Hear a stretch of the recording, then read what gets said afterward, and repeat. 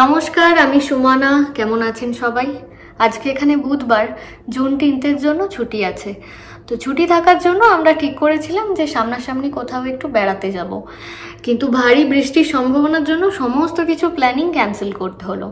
আজকে সকাল থেকে যদিও একটু মেঘছায়া করে রয়েছে, তবে এক ফোঁটা বৃষ্টির জলও কিন্তু পড়েনি এখনো। একবার বেড়াতে যাওয়ার প্ল্যান যখন ক্যান্সেল হয়েছে, এখন তো আর কিছু করার নেই, তাই অগত্যা বাড়িতেই আজকে কাটাতে হচ্ছে। নইলে সুধাকে নিয়ে একটু বাইরে যাওয়ার আজকে খুব ইচ্ছে ছিল। বেড়াতে যখন যাওয়া হচ্ছেই না, তাই ভাবলাম সুধার জন্যই বাড়িতে নতুন কিছু একটা বানাই। তো সুধা চিকেন খেতে তো খুবই পছন্দ করে, কিন্তু মাছও মোটেই খেতে চায় না এখানে। সেই ইন্ডিয়াতে যখন ছিলাম তখন জ্যান্ত মাছ কিনে আনতো, গরম গরম ভাজা খেত, কিন্তু এখানে আসার পর থেকে ওকেও আমি সেভাবে মাছ খাওয়ার জন্য ফোর্স করি না। বহুদিনের পুরনো মাছ হয় এখানে। আর স্যামনটা যদিও বা বাড়িতে রেগুলারলি হয়, ও কিন্তু সেটা খুব একটা পছন্দ করে না। মাঝে মধ্যে খায়, বা সেটুকুই। তবে খুব যে বেশি পরিমাণ খায় তাও নয়। তাই মাছ খাওয়ানোর জন্য একটা নতুন রাস্তা বার করেছি আজকে ওর জন্য। বাড়িতেই বারমুন্ডি মাছের ফিলেট ছিল, তো ফিলেটগুলো এরকম ছোট ছোট টুকরো করে কেটে নিয়েছি। মোট 6টা টুকরো হয়েছে। আর যেহেতু ও নাগেটস খেতে এখন খুব পছন্দ করছে, তাই নাগেটসের মতোই ছোট ছোট করে কেটে নিয়েছি ফিলেটটা। আর এখানে বেশ কিছু মশলা আছে, সেগুলো দিয়ে ম্যারিনেট করে নেব। যেমন 1 চামচ রসুন বাটা রয়েছে, 1 চামচ আদা বাটা রয়েছে, একটুখানি গরম মশলা আছে, একটুখানি ধনে পাতা আমি থেতো করে নিয়েছি, আর একটু পেঁয়াজ কুড়ে নিয়েছি, আর সামান্য একটু নুন। এগুলো দিয়ে ম্যারিনেট করে আধ ঘন্টা মতো রেখে দেব। তারপর একটু ডিম দিয়ে আর একটু ব্রেড ক্রাম্ব দিয়ে কোটিং করে নেব। আমি এর মধ্যে কাঁচা লঙ্কা দিইনি, কেননা ও ঝাল খেতে পারে না, তো কাঁচা লঙ্কা দিলে একদমই খেতে পারবে না। তাই কাঁচা লঙ্কা ছাড়াই এটা ম্যারিনেট করে রাখছি। মশলাগুলো সব মাখিয়ে দিয়েছি। চিকেন হলে একটু লেবু দিয়ে ম্যারিনেট করতাম, যেহেতু মাছ আর লেবু দিলাম না। তো এবার চাপা দিয়ে রেখে দিচ্ছি কিছুক্ষণ পর ডিম দিয়ে আর ব্রেড ক্রাম্ব দিয়ে কোটিং করে দেব। আজ লাঞ্চের জন্য একটু লাউয়ের তরকারি বানিয়েছি, সাথে কাঁচা আমের চাটনি, একটু ঢ্যাঁড়স আলু পোস্ত আর একটু দই বেগুন। এই টেবিল ম্যাটগুলো জানেন তো, সুধার জন্য পুরোপুরি আমরা পাততে পারি না। যখন খাই একমাত্র তখন পেতে রাখি, তারপর আবার গুটিয়ে রেখে দিই। টেবিল ম্যাট আর টেবিল রানার যদি ওর হাতের নাগালে আসে, সব কটা টেনে নিয়ে একদম নিচে নামিয়ে দেবে। তাই আমরা সব সময় টেবিল ম্যাটগুলো এরকম ভাঁজ করে রেখে দিই। চলুন এবার আপনাদের একবার বাগান থেকে ঘুরিয়ে আনি। আচ্ছা, তার আগে আপনাদের একটা জিনিস আমি দেখিয়ে দিই। এই দেখুন, প্রত্যেক দিন 4-5টা করে লাউ হচ্ছে, প্রত্যেক দিন। গত 2 দিন ধরে মোট 7টা লাউ কেটে আনা হয়েছে। গতকাল এক বন্ধুদেরকে দেওয়া হয়েছে একটা, আর এই 6টা লাউ এখনো অবশিষ্ট আছে। জানেন, আমাদের বাড়িতে লাউ যেরকম হচ্ছে না, তার সাথে সাথে পাল্লা দিয়ে শশাও কিন্তু প্রচুর হচ্ছে। প্রত্যেক দিন 3-4টে করে হচ্ছে।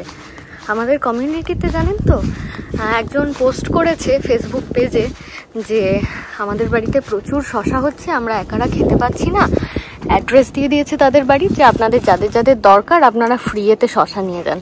এই দেখুন, প্রচুর শশা হয়েছে আজকে। আমি সাথে করে চুপড়ি আর কাঁচিও এনেছি কেটে নিয়ে যাব বলে। তো লাউয়ের জন্য আমাদের মনে হয় সেরকমই করতে হবে, যে আমরা লাউ খেয়ে শেষ করতে পারছি না, যাদের দরকার আমাদের বাড়ির ঠিকানা দিয়ে দিচ্ছি, আপনারা নিয়ে যান এসে ফ্রিয়ে। এই দেখুন, আজকে ঝিঙেও হয়ে গেছে। ঝিঙেটা বেশ বড় হয়েছে। এত কাঠবেড়ালির উৎপাত বেড়েছে, প্রত্যেক দিন 1-2 করে ঝিঙে গাছের ডগা কেটে দিয়ে চলে যাচ্ছে। আজকে ভাবছি ঝিঙেটা তুলে নেব। দেখুন, এই ডগাটা কেটে দিয়েছে, এই ডগায় একটা ঝিঙে ছিল, এই ডগাটা কেটে দিয়েছে। ওদের যাতায়াতের পথে যেটা পড়ছে সেটাই কেটে দিয়ে চলে যাচ্ছে। এই দিকের গাছগুলোতে দেখুন ক্যাপসিকাম ধরে গেছে। এই যে ক্যাপসিকাম ধরে গেছে। আর এদিকে লঙ্কা গাছগুলোর ফুল চলে এসেছে, কিন্তু লঙ্কা এখন একটাও ধরেনি। আর এই দেখুন, এখানে বেগুন গাছে বেগুনও চলে এসেছে। এগুলো লম্বা লম্বা বেগুন, আমাদের দেশে যেরকম লম্বা কালো বেগুন পাওয়া যায় সেরকম। এই ক্যাপসিকামটা একটু বড় হয়েছে তারই মধ্যে। দেখুন, তাহলে শসাগুলো কেটে নিই প্রথমে। এই যে একটা বড় শসা হয়েছে,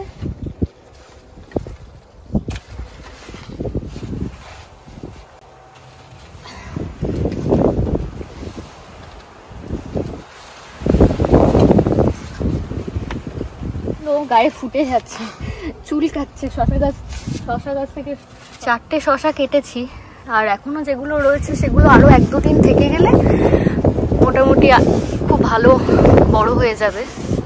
তো এবার চলুন ঝিঙেটা কেটে নিই। ঝিঙে, এই গরমে পেঁপে ঝিঙের ঝোল। এবার চলুন, ঢেঁড়স হয়েছে প্রচুর, ঢেঁড়সগুলো কেটে নিই। আর একদিন রাত্রে ঢেঁড়সগুলো পেকে যাবে, আর খাওয়া যাবে না। এই ঢেঁড়সগুলো না একদম দেশি ঢেঁড়সের মতো দেখতে নয়, এগুলো একটু হাইব্রিড ঢেঁড়সের মতো দেখতে। রংটাও দেখুন একটু সাদাটে সাদাটে মতো রয়েছে। দেশি ঢেঁড়সের যেরকম টেস্ট, এগুলোর টেস্ট কিন্তু খুব একটা খারাপ নয়, তবে দেশি ঢেঁড়স খেয়ে তো আমরা অভ্যস্ত। তো এই ঢেঁড়সের থেকে যেন দেশি ঢেঁড়সটাই খেতে বেশি ভালো লাগে। তবে এই গরমে ভাতে খেতেও কিন্তু মন্দ লাগে না। এগুলো একটু ছোট আছে, তবুও কেটে নিচ্ছি, কেন ভাতে দিতে গেলে না একটু ছোট ছোট ঢেঁড়স, কুশি ঢেঁড়স খেতে খুব ভালো লাগে।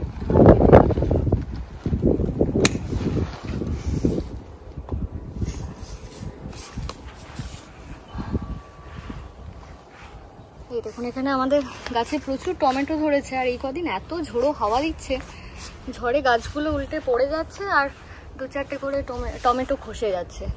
আসলে গরমের জন্য টমেটোর গোড়াগুলো শুকনো হয়ে যাচ্ছে, একটু ঝড় দিলেই তাই খসে পড়ে যাচ্ছে।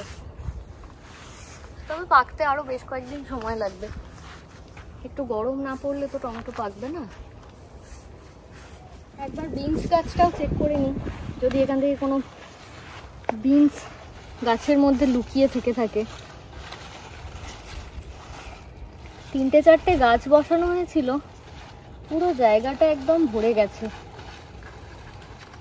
বিনসগুলো হয়েছে, তবে খুবই ছোট ছোট, এখনো 2-1 দিন করে থাকলে তবে একটু বড় মতো হবে, খাওয়ার যোগ্য হবে আর কি। নেই, বিনস নেই আজকে, 2-3 দিন পর ফিরে আসতে হবে। এবার চলুন, 0.5 ঘন্টা মোটামুটি হয়ে যাবে। এবার গিয়ে মাছগুলো ডিম আর ব্রেড ক্রাম্বে কোটিং করে ভেজে ফেলবো। আমি বাগানে গিয়েছিলাম, সুধা এখানে ঘুমিয়ে পড়েছে শুয়ে থেকে থেকে একাই। মাছগুলো এখানে খুব সুন্দরভাবে ম্যারিনেট হয়ে গেছে। এবার চলুন কোটিংটা করে ফেলি।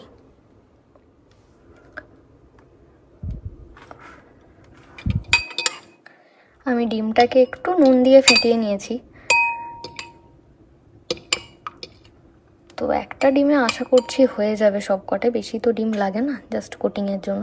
ডবল কোটিং করলে একটু লাগবে বেশি ডিম, কেন সেকেন্ড টাইম যখন আবার ডিমে ডোবাবো তখন একটু ডিমটা বেশি শোক করে নেবে।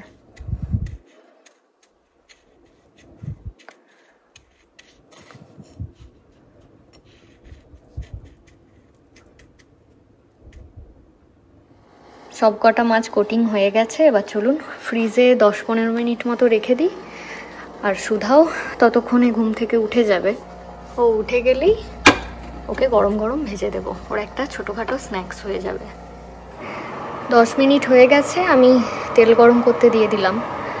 এবার ফ্রিজ থেকে মাছগুলো বার করে নিয়ে আসি।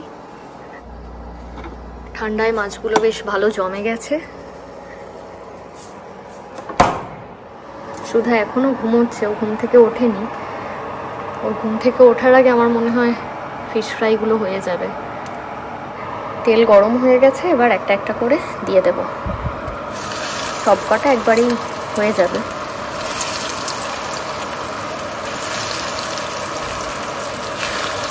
বাচ্চারা কিছু যখন আনন্দ করে খায় তখন মনে হয় যেন নতুন নতুন কিছু বানিয়ে দিই, কিন্তু প্রত্যেকদিন নতুন নতুন বানানোর পরেও যখন কিছু খেতে চায় না তখন আর বানাতে ইচ্ছে করে না, তখন একটু রাগই হয়। তো মাছ খুব একটা খেতে চায় না, কিন্তু চিকেনটাও তো ওকে রোজ রোজ দেওয়া যায় না, তাই না? তাই একটু চালাকি করে চিকেন নাগেটসের মতোই ফিশ ফ্রাই বানিয়ে দিচ্ছি। তো আজকে ওকে প্রথমবার দিচ্ছি, জানি না কতটা ভালো লাগবে ওর।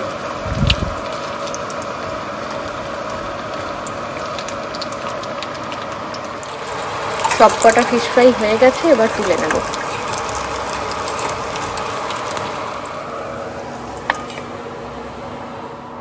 এবার সুধা ঘুম থেকে উঠলেই ওকে লাঞ্চ দিয়ে দেব, লাউয়ের তরকারি, ভাত আর ফিশ ফ্রাই। শুধু ঘুম থেকে উঠতেই ওকে ফিশ ফ্রাই দিয়েছি। তুমি খাবে? তুমি খাবে? কি গো, ওর মুখ দেখে তো মনে হচ্ছে খুব পছন্দ হয়েছে। খিদে পেয়েছে তোমার? খিদে পেয়েছে?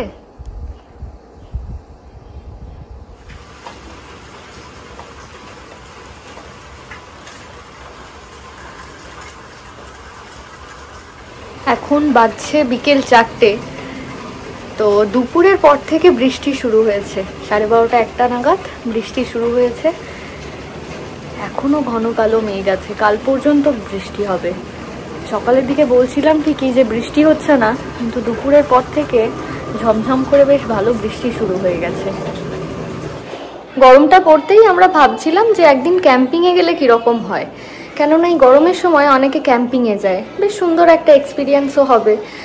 তো ক্যাম্পিংয়ের জন্য আমরা বেশ কয়েকদিন আগে থেকে একটা জায়গা খুঁজছিলাম, আর তার সাথে সাথে বুকিং করার জন্য আমরা ডেট দেখছিলাম। তো আমরা কোনো ডেট ফাঁকা পাচ্ছিলাম না জুলাইয়ের আগে। তো ফাইনালি আমরা একটা ডেট পেয়েছি জুলাইয়ের 2য় সপ্তাহ নাগাদ। তো তার জন্যই আর কি টুকটাক ক্যাম্পিংয়ের জিনিস বাড়িতে ছিল, যেমন ক্যাম্পিং টেন্ট, তারপর ম্যাট্রেস, এগুলো আজকে মানে খুলে দেখা হচ্ছে যে কীরকম পরিস্থিতিতে রয়েছে। কেননা আমি না গেলেও সুধার বাবা আগে বেশ কয়েক বছর আগে ক্যাম্পিংয়ে গিয়েছিল, যার জন্য অনেক জিনিসপত্র কেনাও আছে বাড়িতে। তো আজকে সেগুলো খুলে একটু দেখা হচ্ছে, ধুলো ঝাড়া হচ্ছে আর কি একটু। তো এটা হলো ক্যাম্পিংয়ের মধ্যে একটা তো বিছানার দরকার হয় যাতে আমরা শোবো। তো এটা ক্যাম্পিংয়ের এয়ার বেড।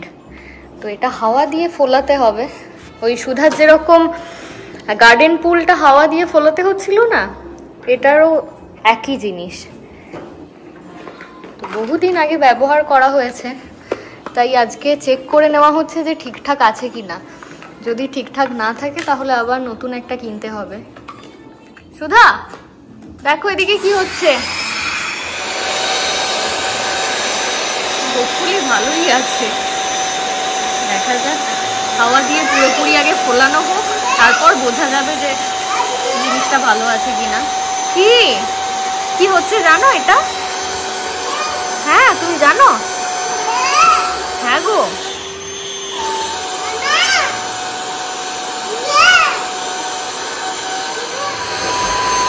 পুরো এয়ারবেডটা এবার হাওয়া দেওয়া হয়ে গেছে, বেশ খানিকটা বড়। এটা একটা কুইন সাইজ বেড রেডি হয়ে গেছে। এর উপরে একটা বেডশিট পেতে দিলেই হবে, না দিলেও কোনো অসুবিধা নেই। আর এটা হচ্ছে টেন্ট। তো প্রথমে ভুল করে অন্য একটা জিনিস নিয়ে চলে এসেছিলাম, আবার এটা বার করে আনলাম।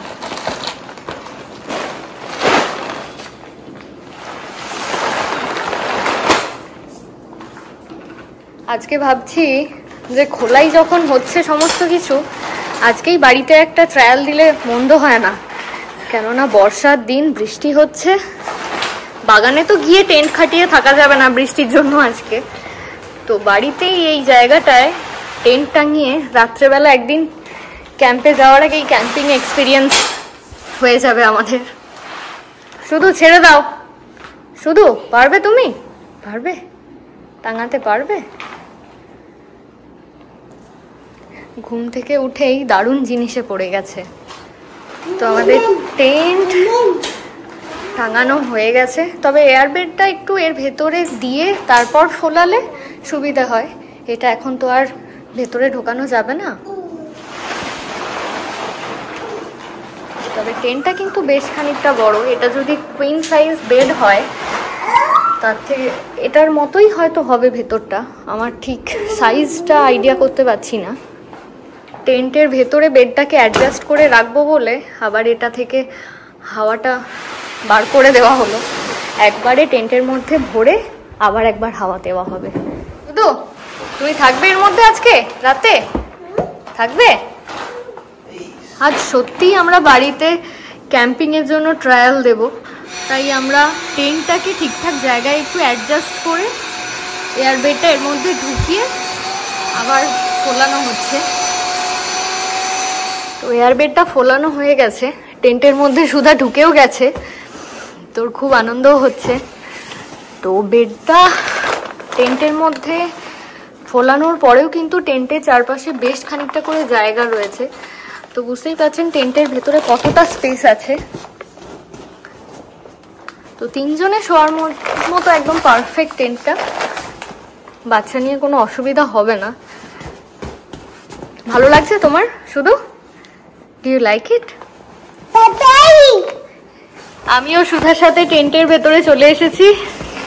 তো টেন্টের ভেতরে দেখুন ছোটখাটো জানালাও রয়েছে একটা, যেখান দিয়ে বাইরেটা দেখা যাবে। তো আমরা তো খুবই এক্সাইটেড ক্যাম্পিং এ যাওয়ার জন্য, যদি এখনো অনেক দেরি, তার জন্য আলাদা করে আমাদের প্রস্তুতিও নিতে হবে। তো সুধা, তুমি যাওয়ার জন্য রেডি ক্যাম্পিং এ? তুমি রেডি? তাহলে চলুন আজকের ব্লগটা ক্যাম্পের ভেতর থেকেই শেষ করছি। আপনারা সবাই ভালো থাকবেন, সুস্থ থাকবেন, আর কেমন লাগলো আজকের ব্লগটা অবশ্যই কমেন্ট করে জানাবেন।